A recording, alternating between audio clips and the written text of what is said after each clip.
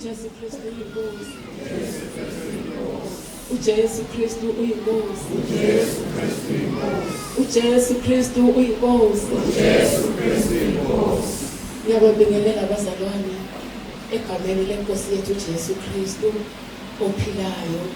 Ngibingelela ubaba umpostoli nomama, abefundisi, abavangeli, omama befundisi. uJesu Kristu uyinkosi. uJesu Kristu uyinkosi. Igama lami bazalwane ukhanyile, isibongo sami wakamuyeni. Egameni likaJesu Kristu ophilayo. uJesu Kristu uyinkosi. uJesu Kristu uyinkosi. Ngizophathela uhlelo bazalwane ngokusizwa inkosi egameni likaJesu Kristu. uJesu Kristu uyinkosi. Sizodumisa bazalwane bese ngicela ubaba umnikathi omncane babafundisi. uJesu Kristu uyinkosi asiphulekele egameni likaJesu Kristu ophilayo.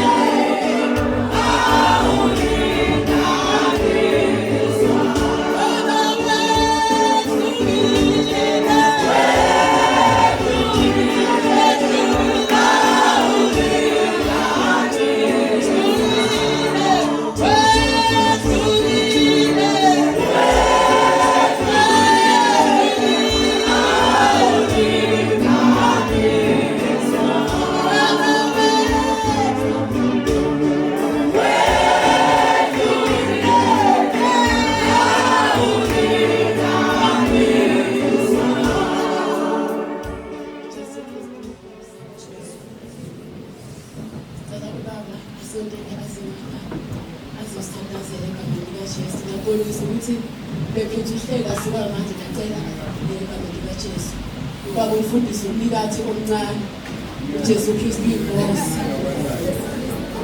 uJesu Kristu uyinkosi.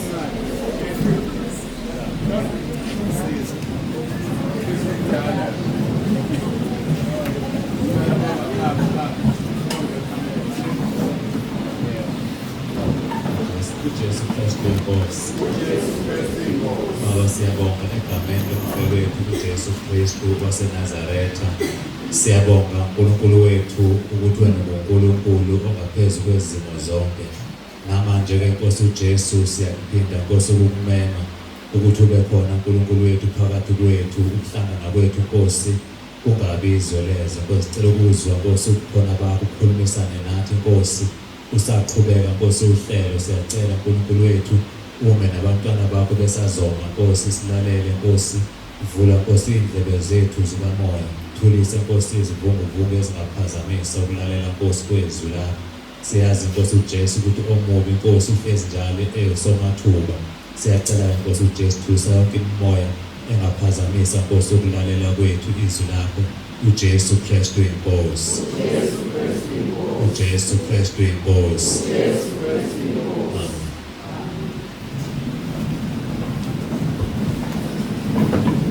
uJesu Kristu inkosi. uJesu Kristu inkosi. Sizocela abazalwane kakhulu ukuzithoba. Cela sivula emacilongweni ethu number 41. uJesu Kristu inkosi.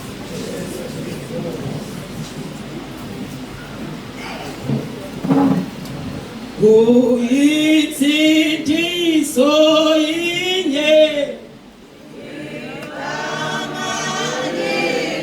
isisekelo sinye uyetshalo uJesu uyitsindiso inye uyitsindiso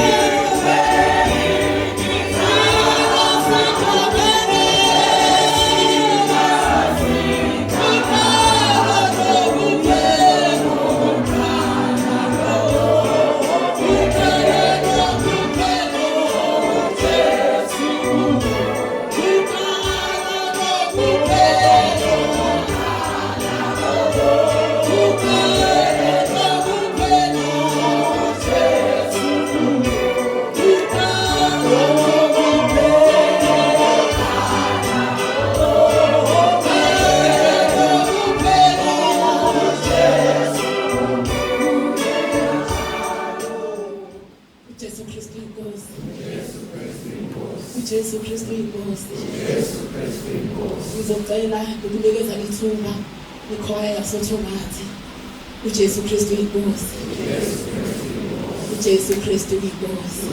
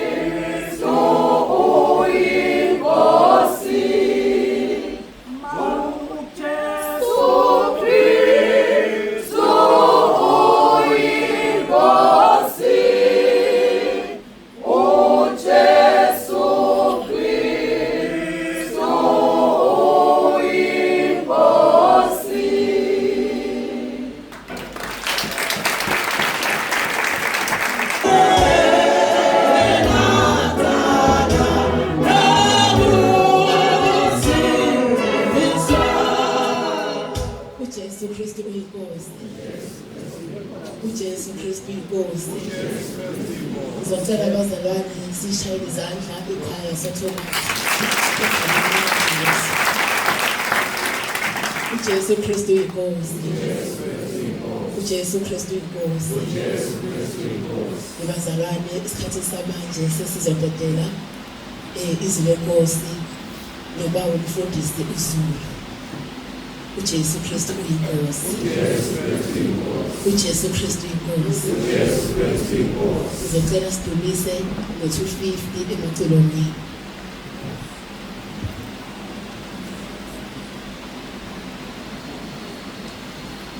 uJesu Kristu inkosi.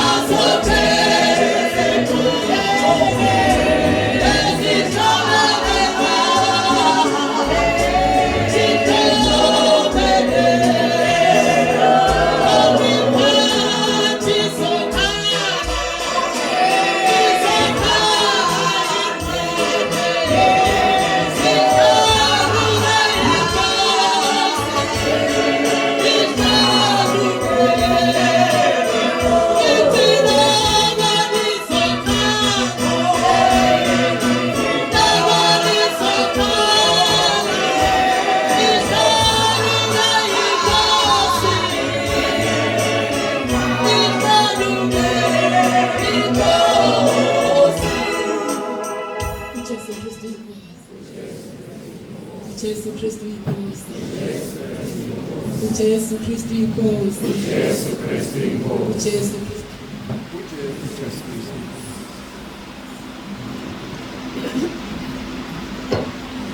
Jesu Kristu. Usingi yaphela kuwe.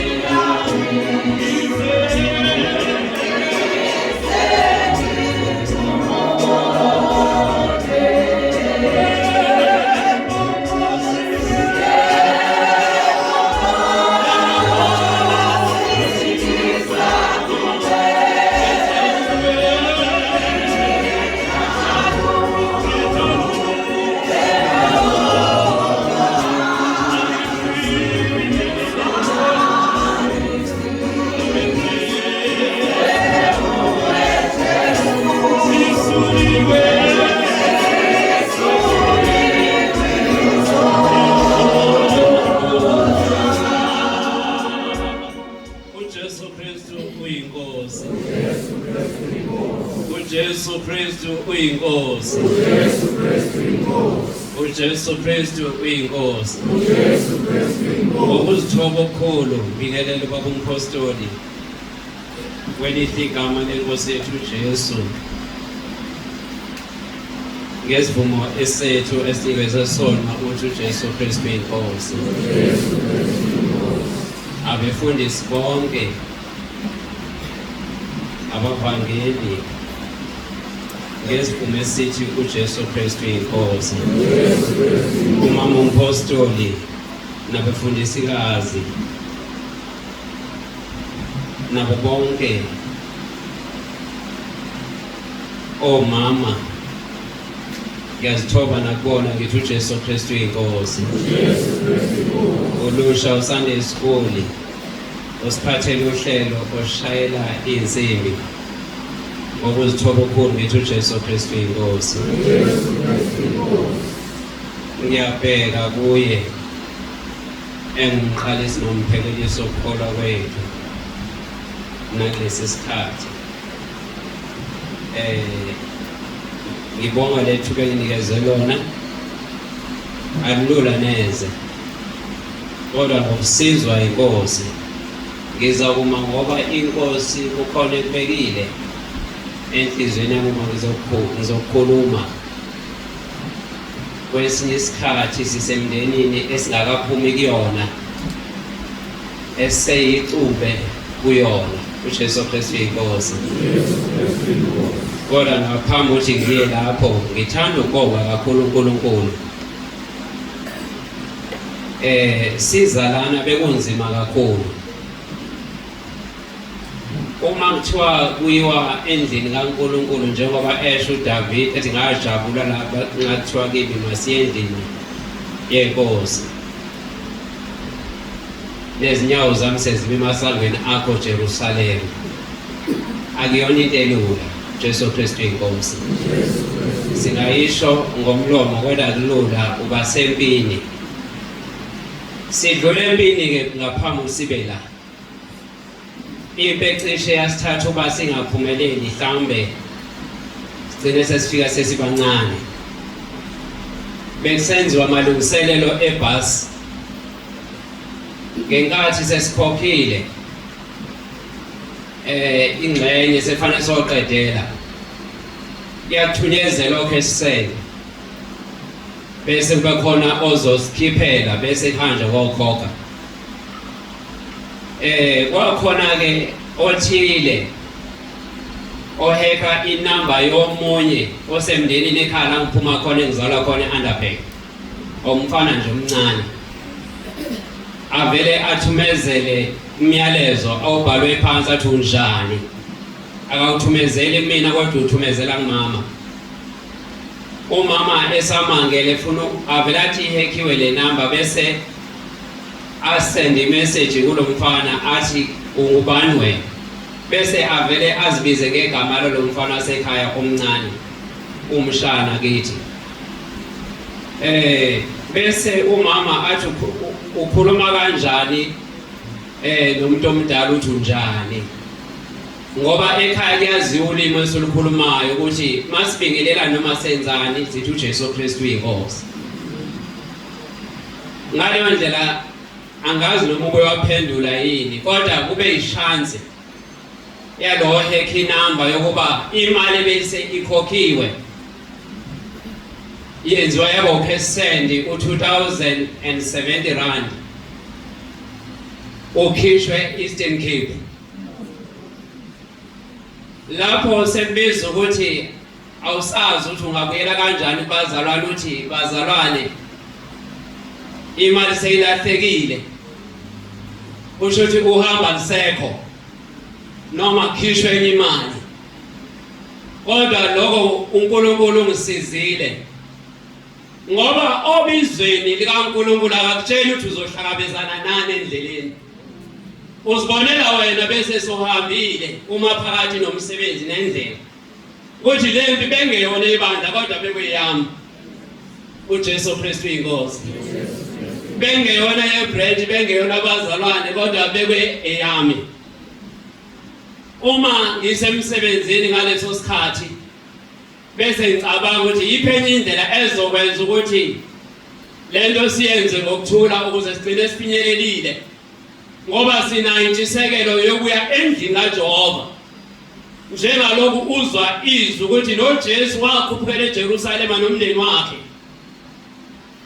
ngosuku lomkhosi ngicabanga ukuthi kwakulungiselelwa kwabizona lezi zinsuku zePhasika uma kwenzeka lesi simo bese kufike engqondweni yami ngokusheshsha ngithandaze ukuthi izovelaphi le mali futhi akusakwazi ukuthi abazalwane le manje abakhiphe losithathu oqedola le mali ngolosine bese bayazi bonke abantu ukuthi kwenzakalani sesiyahamba kodwa uNkulunkulu ungisizile kwakhona ingxenye la engiguqa ngikhuleka khona uNkulunkulu ngathi angisafuni nale elapho kulabo bazalwane engakafinyeleli kithi ongcono angithathe kulenzo ethatha ngithathe yonke ngokhokha ukuze kube khona le ndlela ibe nempumelelo ihlahlabeli zoNkulunkulu ngoba uma ungazideli emsebenzini kaNkulunkulu kuzoba khona la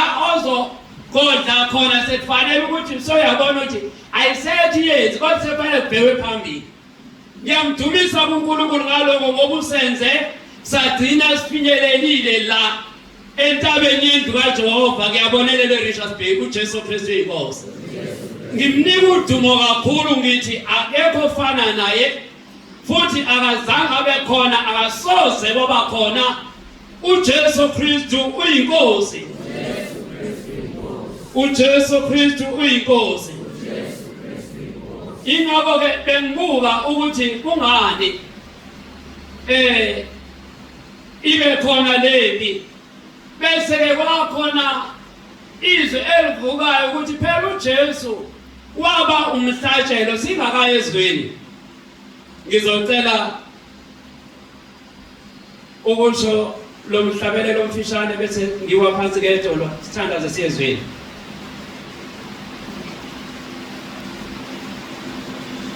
lakho ozikazi ilakhe wafa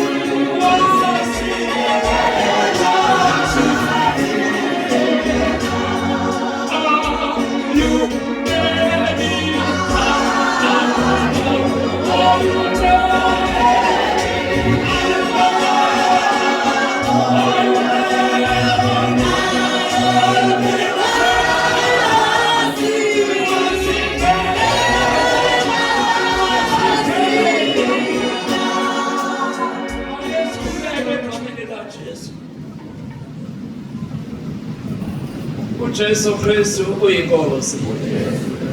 uJesu Kristu uyinkosi. Baba umgcwele liphinde ilizwi lakho lingamandla. Khuluma ngalo uNkulunkulu wethu usuthi simphefumule ukulangazelela wethu. Sinjengendluzelo yomento. Thombo yamanzi. Njalo umphefumulo wami womele wena uNkulunkulu. Oyo mgcwele. Siyachobeka kuwe. Siyageza egazini likaJesu. Siyahlanzwa egazini likaJesu. Nakuleli hora Nkosi sinikela kuwe. Thatha indawo yakho. Usebenze njengenkosi yamakhosi. Hlale phansi uNkulunkulu. Uyinkosi yethu enamandla egcwele. manje naphakathi. Jesu Kristu inkosi. Jesu Kristu inkosi. Jesu Kristu inkosi.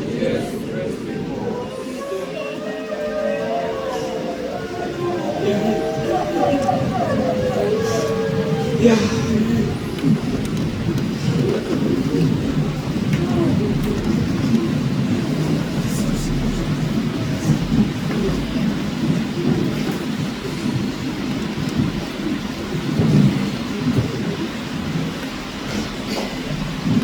Jesu Kristu uyinkosi.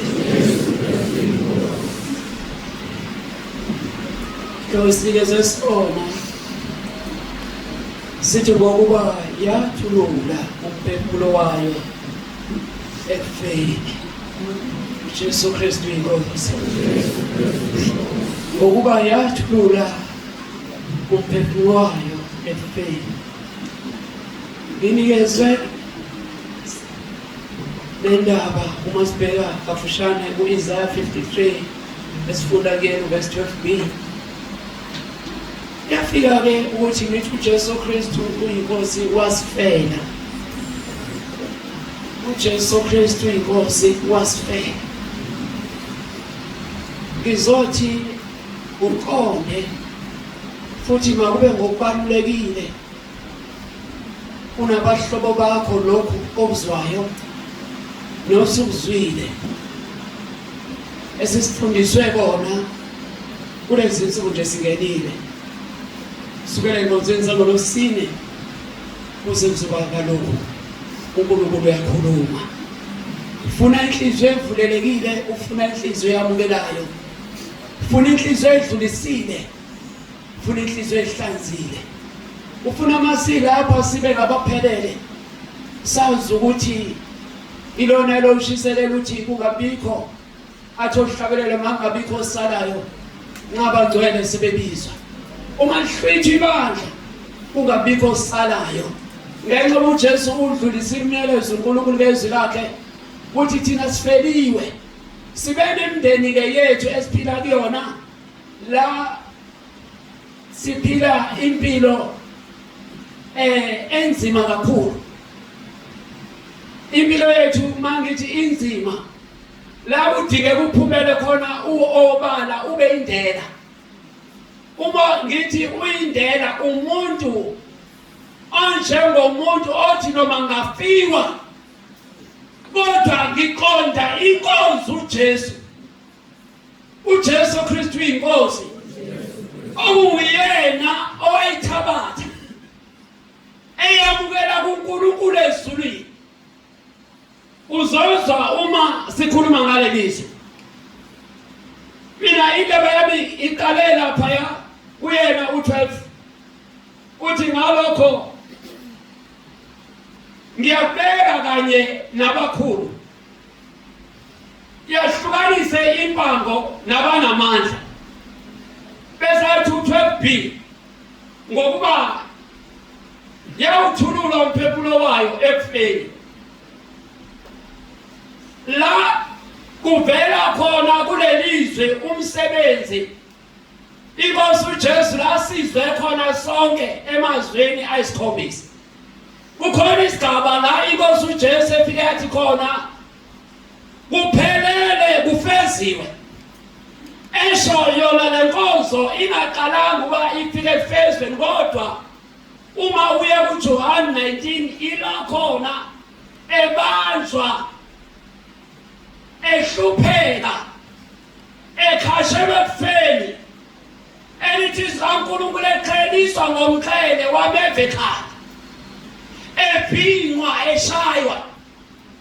Leso simo esasinzima kuye lithi zikaNkulunkulu ngaleso sikhathi wakwazama uPilato ukuthi azame umkhulula kodwa lithi zikaNkulunkulu ababemkhaphele babenqaba ukuthi akhululwe. Kunaloko kukhululwe umboni uBarnaba. Jesu Kristu inkosi. uJesu Kristu inkosi.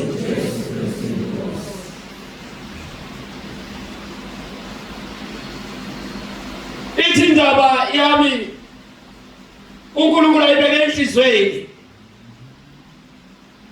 uma abela abakhulu ehlukanisa impango nabanamandla ngilibuka lelizwi liveza ukuthi uJesu ezobahlukanisa phakathi kwethu ukuthi thina sesingabakhe sesahlukanisele yena ukufa kwakhe kokuzosahlukanisela yena ukuze singabe saphila esonweni ukufa kwakhe kwaba ukusinqobela ukufa okwaku namandla uphakathi kwethu siyakwazi lokho ukuthi uma umuntu engakholwa wahlukene noNkulunkulu noma ngathi uyaphila kodwa izinto eqinisweni kwezabo ufile ingakho lithi zikaNkulunkulu lenkonzo uJesu ayenzele la yamiswa uNkulunkulu uqobo eyimisa ngendodana yakhe okuba idela ukuphila kwakhe kwayo inkosi yethu uJesu isinikele ekufeni uze kusindiswe mina nawe ezonweni ngabe ngeke ngisindiswe ezonweni engafanga uJesu inkosi yethu ngokuba yathulula umphefumulo wayo ekufeni uJesu Kristu inkosi uJesu Kristu inkosi la kuvela unqoba kaJesu enqoba ukufa la kuvela unqoba kwenkosi yethu uJesu bokuzinikela kwayo efeni lize lithisi inkosi uJesu yadela ukuphila kwayo yakunikela efeni ukuba ihlushwe ikhashelwe ngenxa yami nawe uze ngisindiswe ngakingeke ngisindiswe uJesu engasinikelanga uJesu Kristu uyinkosi uJesu Kristu uyinkosi lezi libanjwa kahle uJohane ngoba siyazi ukuthi esikhathini esidala mangithi uJesu ungumhlatshelo ezikhathini zasemandulo kwakukhona imihlatshelo esetshenziswa uNkulunkulu eyivumile ukuthi kunikelwe ngayo kweyilwane kwegazi lezimvu ezazisetshenziswa leso sikhathi kodwa lalesithunzi sokubikezela kokufika kwenkosi yethu uJesu uma inkosi uJesu seyifikile uyayibamba lemfihlakalo uJohane umbhaphatisi uthi bheka nanti iwundlu elisusa izono zomhlaba uJesu Kristu inkosi uma ebamba lemfihlakalo ngoba sibona bonke abantu abangayibamba lemfihlakalo nanamhlanje kusekhona abantu abasebenzisa amagazi kodwa bebenjani bekholwa amagazi ezilwane kusekhona abantu abangakhudukile kule nkonzo abasadi basabambelele enkonzweni enjani endala kodwa uJesu esefikile wasihluphelela esefikile uJesu wafa njengalobe ehlabeleni wafa ngenxa yami ngenxa nangenxa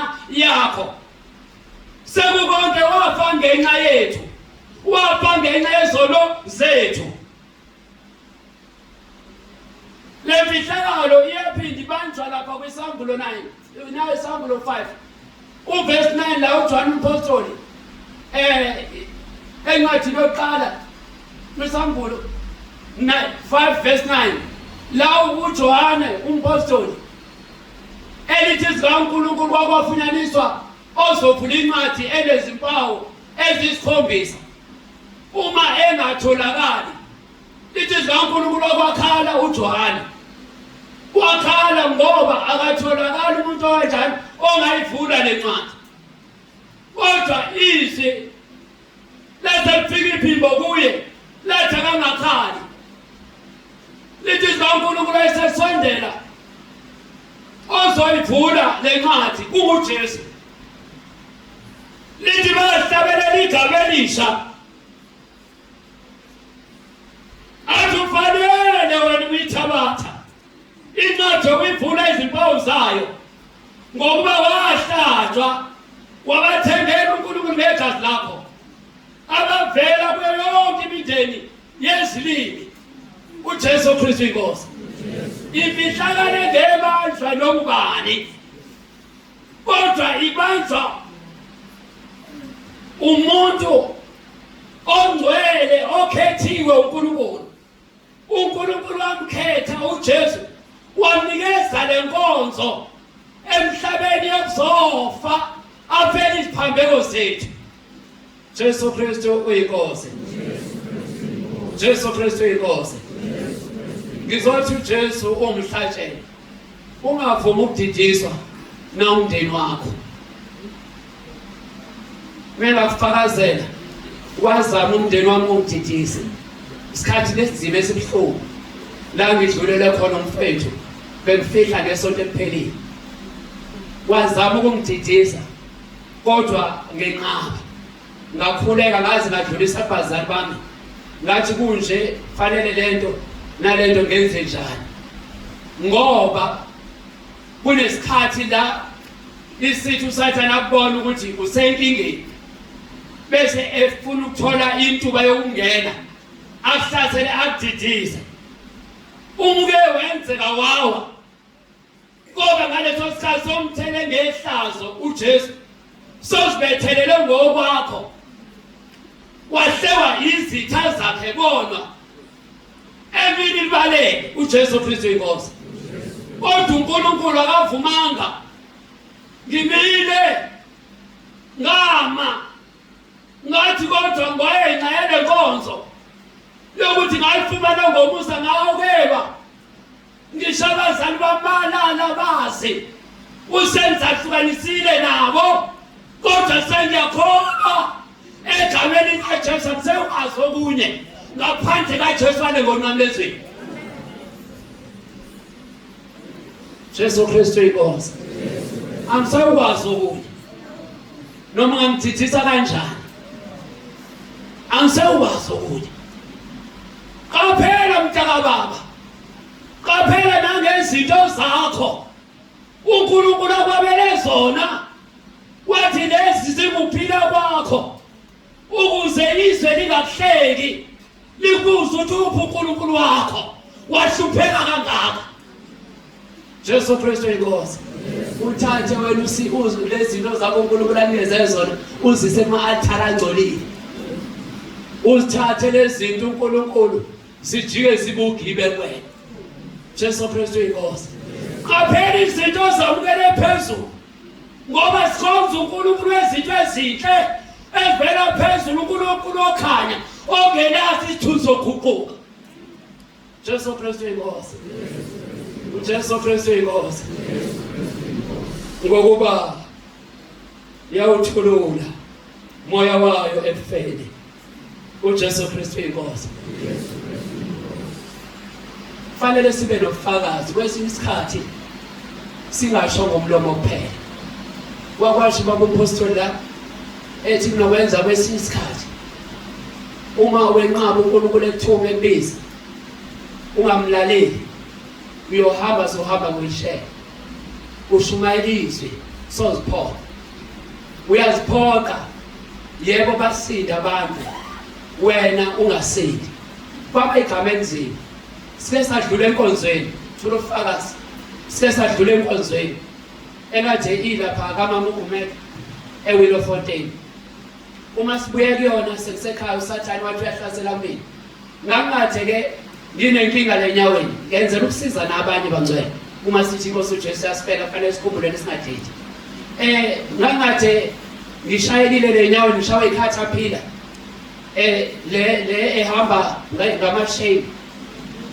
Uma ngishaya lebhedi engaphambili ngangawafasile amabhuzi ngisemkhuleke ngalelo langa ngoba uma uyikholwa noma ngangakafinyeleli lesigaba sesikusona manje sokuthi ngazi amaqiniso engiwathole njengoba sekile entabeni yethu kaJehova kebonelele ngangisaxoba noma ngathi ngangakafinyeleli eqinisweni ngokuphelele kodwa ngangimazi uNkulunkulu ngikhona ngiyambonga nangaleso sikhathi ngoba uNkulunkulu wayenecebo ngami uma ngaleso nsuku ngihamba sisebenza siseBhekville eNational Park ngishayeke la sakho umgwaqo bese inawo lishona phansi enhlabathini uma lishona phansi enhlabathini abantu bonke babaleka kimi bonke abantu babethi ngifile bonke abantu ababe lapho bagijima bayotshela omunye wakhazini wami izela fika mina qala lathi thandaza ngathi mangithandaza ngikhali inyembezi ethi ungakhali angizange ngathi mangithula ngithandaza ngibibitheka khona lapho njengokukhuleko kale ukhuleka ethempelini ebibitheka ngikhuleka ngibambelele ngesinqa ngingabile ngenyawo ngizama ukubambelela ngezandla emuva ngizama indlela yokuphuma ngoba akusekho umuntu bonke abantu benjani bangishiyile ngasibona kwisikhathi esizime empilweni yami leso engenzi sethembiso kuNkulunkulu ngalelo hora ngathi Nkosi uma ungisindisela ngiyovuka ngikusebenzele Jesu Kristu inkosi washumayela kumpostoli ethi kungakanani uNkulunkulu simthembisa izinto kodwa singayifezi izethembiso zethu Jesu Kristu inkosi khumbula inkonzo yokwachitheka igazi akusili igazi lami akusili igazi lezilwane kodwa igazi lika Jesu lelo gazi elaphalala ngenxa yami yakho ilona elenza lasihlanza sabe yilokho esiko ngomusa kaNkulunkulu uJesu Kristu inkosi uma ngaleso sikhathi ngibambelele lapho ungamangala uthi ukulalela uNkulunkulu kuhle kubiza ukuthi ukholwe ngabambelela ngazibona sengonyukile kodwa inqaba icathulo zasisele zasala inyanga yonke kwaze balungiswa umonakalo onake owenzeke kulo mshini ngiveza amandla kaNkulunkulu ngiveza amandla egazi kaJesu ukuthi uma ekufuna uNkulunkulu awunakubalela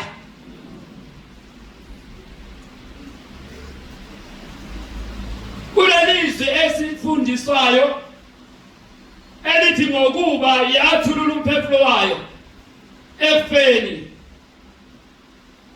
lelizwi liveza sobala ukuthi uJesu wenga uthululela umphefumulo wakhe ize kodwa lo msebenzi uyenzeka namanje wenzeka ngesasikhathi ngingakaphinyeleli ngokuphelele namhlanje sengifinyelelile kodwa ngithi sengibambile kodwa ngizalulela kophambili ngoba kuloko engikubambile ngiyamnxusa uNkulunkulu ngiyathandaza ukuthi angigcwalise usuku nosuku kukho ungemnxuse nawe kuloko kubanjelwe uNkulunkulu ngokufela kwakhe ngendodana yakhe ngenkosi yethu uJesu ukuthi na umnxuse usuku nosuku ungadedi kuye bambelela uJesu Kristu inkosi ubambelele kodwa nayite ngaqaphelisa kuyo ungabambelele intweni eziphathekayo ngoba singalibazisa ukholwa kwakho mangithi singalibazisa ukholwa kwakho kunezinkonzo ezenziwa ngamasonto uNkulunkulu wathumezela inteko yakho baba umpostoli ukuthi ahamba avula ama-branches ndaweni ngezindawo ukuze lo mphefumulo eseduze kulezo ndawo ibe nendawo ezohamba yokuthulula umphefumulo wayo kuyo ngoba uNkulunkulu ubekile khona igama lakhe ukuze iphendule imithandazo yakho uthi umbuzo wami ohleze ekhaya sikhona isibusiso sosamukela ungayi kofakazela uNkulunkulu ekusindisile ekwenzela umusa wakukhulula esimene obongadukuzo ehluphekeni obongadukuzo bazalwane singakhohlwa ukuthi besihluphekile mhlambe imina obona lokuthi bengihluphekile mina yikho into engangayikhipha ibe yisilva negolide yomndeni wakithi ibe ihlebo sokuphila kwami kodwa igazi likaJesu liyinto libaluleke kakhulu empilweni yami neyakho ingakho ngiyangizibona ukuthi uma ngingayanga enkonzweni ngikhuthaza abazali lefanele ukuthi baye enkonzweni laba besele khona. Uma ingekho indawo eseduze nawo ifune uye kuyona ngoba uNkulunkulu usivusela inseko yakho ukuthi limenyezele gitshelwe inkosi uJesu. Limenyezelwe lelizwe emhlabeni wonke ligcwaliswe. Uma kukhona impilo ezohlala ithembele ukuthi ngizolalela efonini kodwa uNkulunkulu ebeyenzela indawo elula ulecala ungalitshela ukuthi ukhululekile. Jesu Kristu inkosi. uJesu Kristu inkosi. Ngenye indlela futhi ngaba sezigcwalisiwe indawo la ubaba uMosoli ekhona ngoba zizosimangala wahamba uvula indawo ethini kodwa ayigcwele kunabantu abalovayo. Wakhona la avula khona kodwa abantu banjani bahlezi. Jesu Kristu inkosi. Angabi bikho abantu abazohlala balove uma kufanele bayendlini kabani kaNkulunkulu noma babe nezizathu singekho isidingo.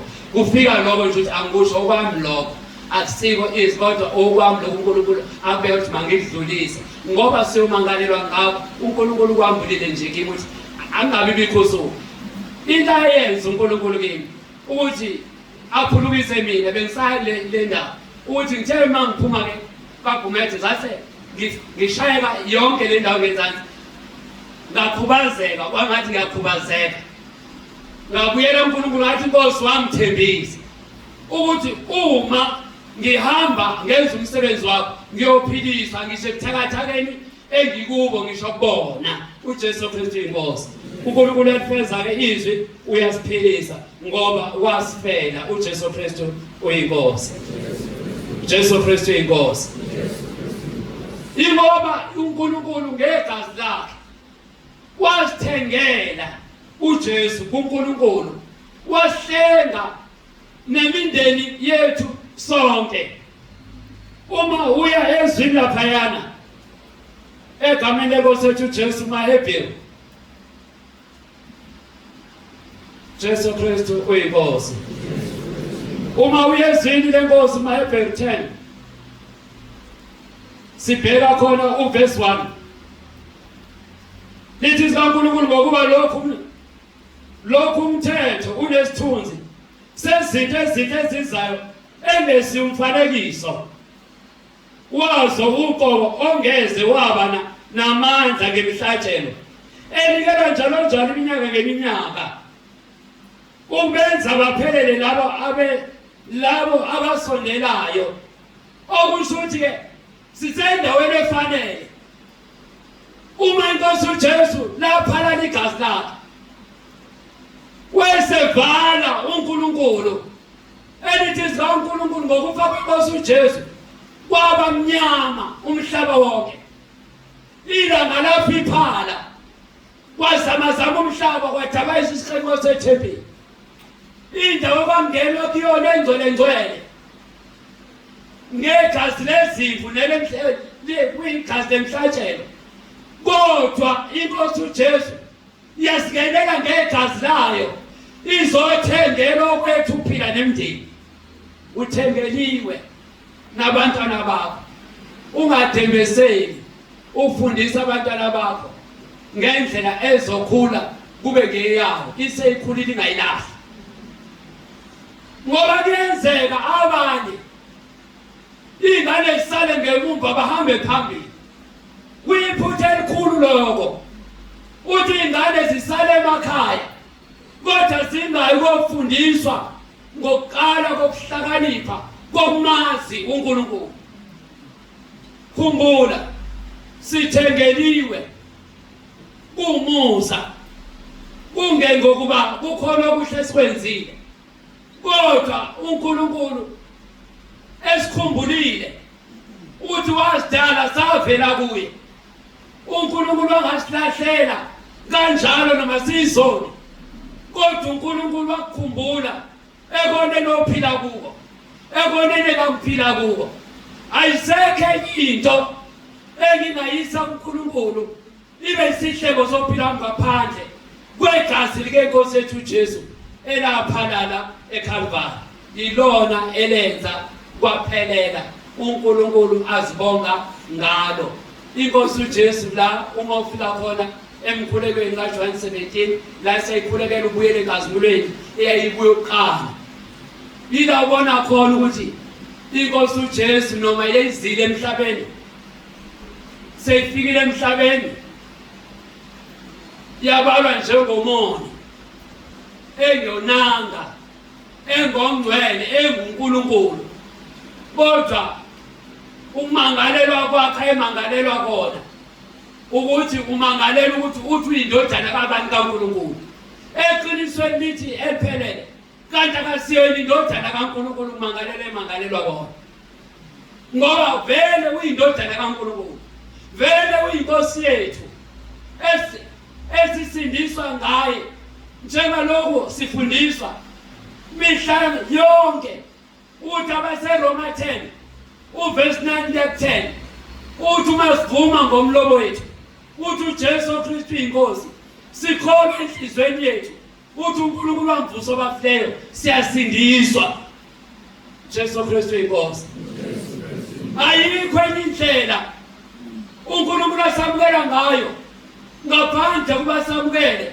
ngokholwa inkosi yethu uJesu Jesu Kristu uyinkosi uJesu Kristu inkosi noma bangaba khona abaningi abasaphikisana nelenkonzo kodwa thina sibonga ukuthi avuleke amehlo ethu kukhona umkhuleko la inkosi uJesu elokhuleka ekhulekela yena ekhulekela abafundi bakhe ekhulekela mina nawe ebekuzoba khona kulomhlaba nje sesikhona esesiwuthola nomthandazo ethi baba ngiyabonga kwaba kuhle kuwe ubungambuleli abahlaniphile nabanoqondo kepha wambulela abantwanyana ngakho wesinamhlanje athi ohlabeleke libheke uthando lukaba basibiza ngalo lokuthiwa singabantwana bakhe akumncane ukuba ube umntwana kaNkulunkulu kumqoka ngisho emndenini wakho kumqoka empilweni yakho la usebenza khona iba umntwana kaNkulunkulu uba umntwana ohamba ngomngcwele owahlukene nesono Jesu Kristu inkosi uma lithi izwe ezohlukanisa malithi ngokuba wawuthulula umphefumulo wakhe wezohlukanisa babahlakaniphile nabangahlakaniphile wezohlukanisa ngoba ukufa kwakhe kwangayi ngokuthi ungowabantu abathile njengalokho abaningi becabanga ukuthi uKristu ngowamaJuda kodwa ungowethu sonke insindiso yize kithi sonke ingakho lelizwi lesambulo 5 verse 9 uthi ukuthengelwa kwethu bathengela imndeni yonke nala izwi kaNkulunkulu leveza ukuthi ke seyithengela imndeni yonke uJesu ngowethu sonke nabantwana bethu senzothi kukhona la inkosi uFaro uNkulunkulu ebonile ukuhlupheka kwabantwana bakaNkulunkulu nenyembezi zabo bekhala wayesethumela uMoses seyasonke lo ndaba uma esefikile esesibonakalisa uMoses ukuthi ngempela uthule uNkulunkulu lithi zaNkulunkulu eseyibonile mangalisa uFaro wayesebuza uMoses ukuthi uhamba nobani wayesethi uFaro wayesethi Moses ngihamba nabantwana bethu nempahla yethu nabo bonke kwethu ngizothi mina emndenini yethu nabantwana bethu asihambe nayo njengalokho uNkulunkulu esibizile asihambe nabantwana bethu ngoba lokuthulula kwegazi lichitheka ngenxa yezono zethu lalithululelwa thina nabantwana bethu nemndeni yethu ingakho uNkulunkulu wasenzela umusa esingefumane ngamuntu ngiyangithi mina ngiyofumana ngisho nangoyedwa emndenini kodwa ngenkosi uJesu ngiyambonga uNkulunkulu wangenzela umusa ngisona nami ngizihambela kodwa uNkulunkulu wangithabatha wangithintitha wayese engibeka kule ndawo engangacaba ukuthi ngingaze ngime phakathi kwenu kube khona izwe engadlulisi. Mina bani? Mina ngingubani? Kodwa uNkulunkulu wayazi ukuthi lelo lizwi noma ngabe lilodwa engizolikhuluma noma lincane noma ngabe made kangakanani kodwa lumsebenzi lizowenza lizozwakala. Jesu Kristu inkosi. Lamazwi uNkulunkulu asinikeza wona ukuthi uJesu wahluphekela abazalwane. Asingazibetheleli thina ngokwethu. Asingamkhelisi thina umkhele ngameva ngokwethu. Senziwa leyo nkonzo abantu ababemelele nathi thina samelele nayo. Thina sesivumela konke asifundisa kona nasiyala ngoba sikwenze ngenxa yokuthobela izwi lakhe. Naso zonke izimiso bazalwane sesifundiswa zona. Ziningi izimiso uNkulunkulu asifundisa zona ngenxa kompostoli kule ndawo efundisa iKhalezwi efundisa thina sonke. Mina ngiyambonga uNkulunkulu ngiyamdumisa kakhulu ngenxa yakhe ngiyamdumisa amphezi nangoma umpostoli nangoma umpostoli egameni lenkosi Jesu uba avuma asebenze umsebenzi ongaka nangani bazalwane ngiyambonga uNkulunkulu ngiyamdumisa usilalele sonke sothobela umyalo kaNkulunkulu eyobizwe lesibizwe ngalo asibizwanga nje ukuthi sibizelwe ize kodwa sibizelwe ukuphila okuphakathi asibambisiseni lesivumo sokholo uqaphele ungabhuqwa umuntu umqhele wakho osobambelele kona nosowenzile lo msebenzi osowuqalisela uNkulunkulu empilweni yakhe egameni lenkosi yethu Jesu uJesu Kristu uyinkosi. Amen. uJesu Kristu inkosi. Sembuyela phansi.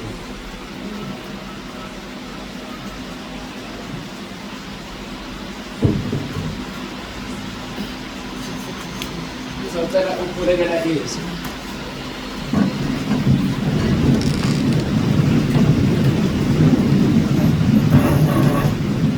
uJesu Kristu inkosi. Bakunamandla onke uNkulunkulu wethu engcwele. Siyakudumisa siyabonga ngoba uNkulunkulu. Ukukhuluma kwakho uNkulunkulu engcwele ungefani nokwamuntu. Usahlukanisele wena ukuthi sibe ngabombuso wasezulwini. Singabe saba belizwe. Singabe saba amalunga emndeni yethu.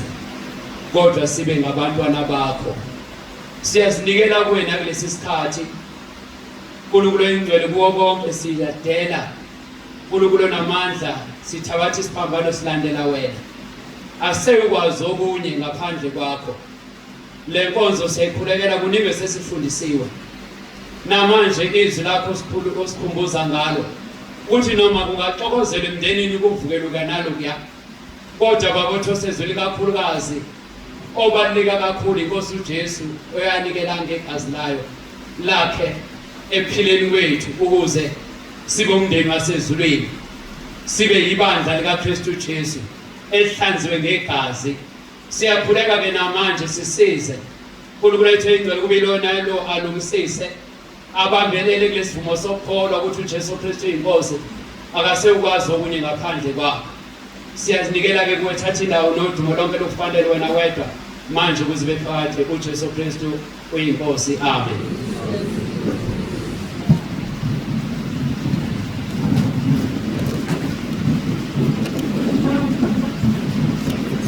uJesu Kristu inkosi. uJesu Kristu inkosi. Kunesimemezelo bazalwane kwabaphandle. Bacela ukungena lapha ngasemabhasini kuneyimoto ezinemgwaqweni. Bacela ukungena ekhaya. Bathi kunemoto MB79 SCZN. Le HN 80 LG ZN. uJesu Kristu inkosi. uJesu Kristu inkosi. Uhlelo lwethu bazalwane sofika emaphethelweni. uJesu Kristu inkosi. Sizoba nebreak ka 15 minutes. uJesu Kristu inkosi. Ngizocela sidumise number 18 bese siyacela baba umpostoli usikhulekele egameni lika Jesu. uJesu Kristu inkosi.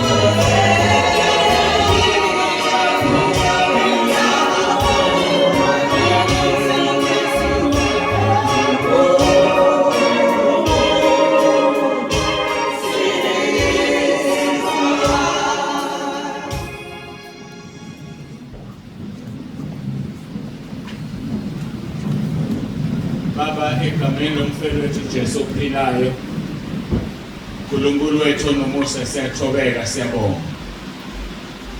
Ubani omunye bengakhuluma kanje ngaphandle kwakho. Siyabonga uNkulunkulu wethu kumnandi ukuzwa khona bakho umzuzu nomzuzu kulezi inkonzo. Qhubeka Nkosi wenza umsebenzi.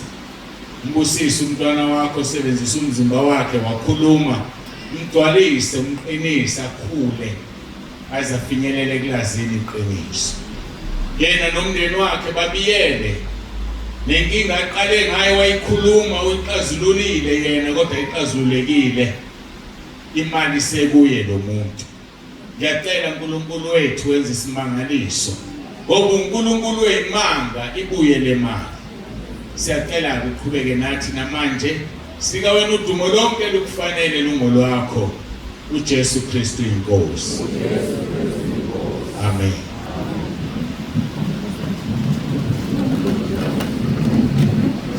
Bathe 15 minutes angithi. Yacala kusoqeda ngo-12. Ipheli elitholakele elesiXhosa uJesu Kristu inkosi. Sicela imemezelo sisi. uJesu Kristu inkosi. Bazalwane ukhona kuzongena sicela bazalwane bahlale kancane. Sizokhetha nje uzocela ifruit uzokela ifruit mawucela amakhekhe uzothola amakhekhe bazalwane ngeke sibambezele uJesu Kristu inkosi. Socela asikhulekele mama uyakhula uJesu Kristu inkosi. uJesu Kristu inkosi. uJesu Kristu inkosi.